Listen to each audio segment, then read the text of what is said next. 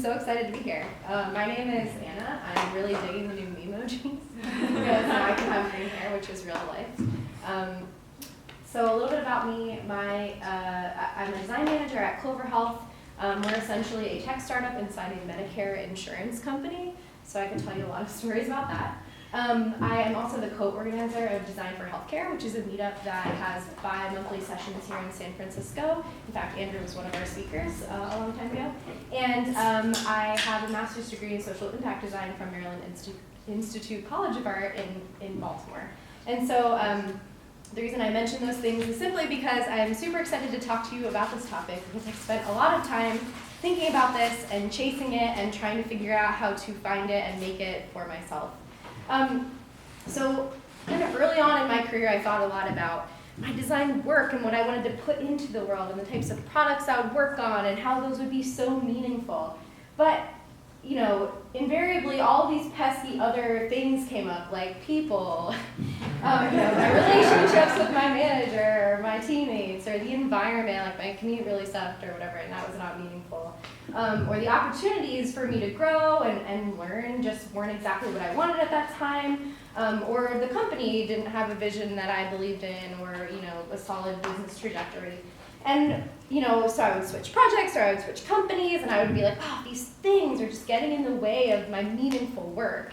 And you probably know where this is going, but really, the truth is that these things are inextricably connected, and they make what I like to call your work situation, which, when you are trying to assess the meaning of your work, it's really hard sometimes to do that in isolation of these other things. And when you're thinking about your work as your career, like the thing that you do every day and you spend your time on, I think it's really valuable to think about how you might assess meaningful work in a larger context. So I know this topic is meaningful design, and I'm excited because Lance is going to talk next about the work in and of itself and how you can imbue meaning there. But I wanted to kind of shift this a little bit sideways and talk about assessing and creating and finding meaning in your work situation. So just for some context. So now that I've sufficiently complicated the topic, let's talk a little bit about what makes meaning so challenging. So I think it boils down to the fact that meaning is subjective. And really what that means is just that nobody is going to give you a checklist that says, do this, this, and this, and your work is meaningful.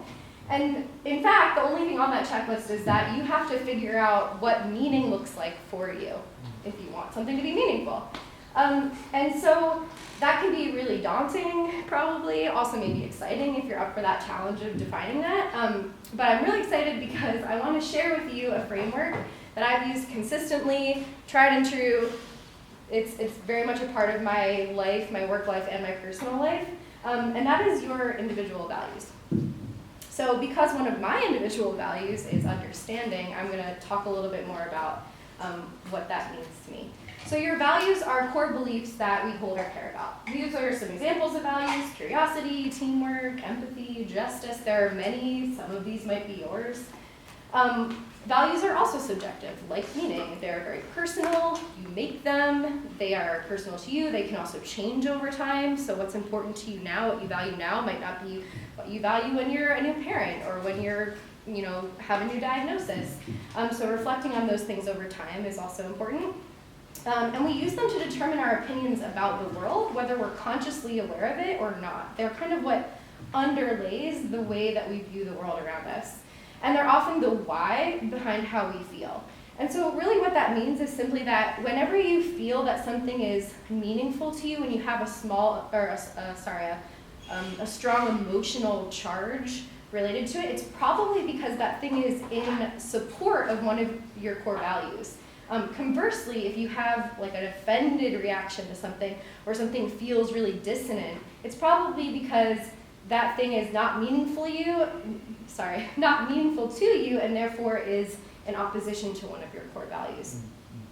And so I want to help you kind of test that hypothesis that I'm positing there, because what that means is that you can use each of those things to kind of find the other. So you can use things that you find meaningful or are emotionally charged to kind of reverse engineer what your values are, and then also do that in reverse. So imagine a circumstance in which you felt really positively about something that was meaningful to you. So I'm going to give an example just so you can kind of see where I'm going with this. But a couple weeks ago, I was in a meeting and everybody was remote, and one of my colleagues, a researcher, started to present something and somebody inadvertently cut her off. It was not intentional, but she was kind of silenced and was sitting there. And then a little time passed and the facilitator of the meeting said, "Hey, Stephanie, I saw you wanted to say something. Did you want to talk now?" And she ended up saying something, and it actually changed the whole course of the meeting in a positive way, so it was great. But I had a really positive that situation was very meaningful to me. And if you use the 5 whys, so I think probably a lot of designers are familiar with that framework, but if you're not, it's basically taking a situation or a statement and then asking why, and continuing to ask why to the response until you kind of get to a root problem or observation that you can't really unpack anymore. So if I do that about this situation, why was this impactful to me, I can arrive for myself at inclusion. Inclusion is one of my personal values that's really important to me. I show up in that way a lot, like that's something that underlays a lot of my actions, and so that's kind of what I arrived at. Conversely, you can take something that you have very negative charge around or is not meaningful to you and do the same thing. So for example, many moons ago, I was working in a job and I did not have a good relationship with my manager. I felt like, in general, our values were misaligned, but often I observed that I would do work and my manager would misrepresent it as somebody else's or not give me enough recognition. There was a lot there. And so if I kind of ask why about those situations, I end up at other values like recognition, which was really important to me. It's still important to me. It's important to a lot of people, although I'm not sure everybody would admit that. Also trust and feedback, I didn't feel like those things were there. So in that circumstance, the way I felt about the situation and the activities that he was, or the actions that he was displaying were in direct misalignment with my values. So either way, it helps you kind of reverse engineer your values, and if you do this enough, you kind of get this this collection of things that emerge, and often there are patterns that emerge. And so, in essence, you've created this rubric for yourself. These are the things that you care about or value that kind of charge you either positively or negatively when they're supported or violated. And so now you can take this and do a really powerful thing, which is use them from this point of view and assess what is meaningful or not meaningful about all of those dimensions of your work situation. For example, you can take those and say, are my values being met in my environment, in my relationships with my managers and my teammates, the opportunities I have in my current role? Or you can say, like, if you're looking for a new role, hey, hiring manager, inclusion is really important to me. How does that show up on your team? And so you're literally vetting these future circumstances that you might not be able to predict otherwise, and kind of get a pretty good idea if that's going to feel good and meaningful to you when you're in it. Same thing is true of retroactive. You can say, like, what about that situation did or didn't work for me? What was meaningful about it? What wasn't? How can I change that in the future? Also, as we discussed, that kind of work situation is multifaceted. So what you find meaningful in one part of your work situation might not be true of the other. And I think that's important because life is nuanced, and you're not going to ever find a situation that is probably 100% perfect for you. So it might look something like this, which is like, my environment feels meaningful to me because I have trust, teamwork, empathy. Conversely, my manager relationship would feel meaningful if I had feedback, recognition, and inclusion. And you can take these things and kind of go even further with them and say, hey, manager, like, I'm not feeling these things. These are my values, and here's what that would look like for me if those were being achieved. And kind of help to create a situation that's not working for you by articulating these values clearly. Or if that doesn't work, finding a situation that is meaningful to you and is in alignment with your values.